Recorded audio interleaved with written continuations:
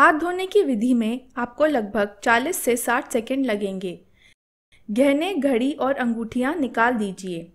पहले हाथों को पानी से गीला करें। अब साबुन दोनों हथेलियों में अच्छे से मलें।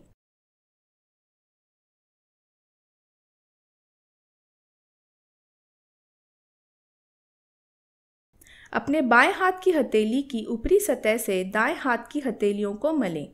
ऐसा दूसरे हाथ के साथ भी करें।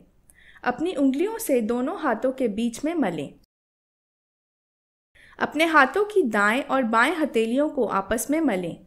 अब अपने बाएं हाथ के अंगूठे को दाएं हाथ से घुमाकर मलें। ऐसा दूसरे हाथ के साथ भी करें।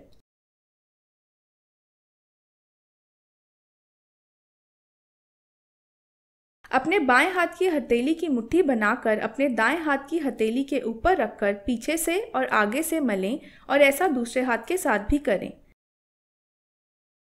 हाथों को साफ पानी से धोएं और सूखे तौलिए या पेपर टॉवल से सुखाएं।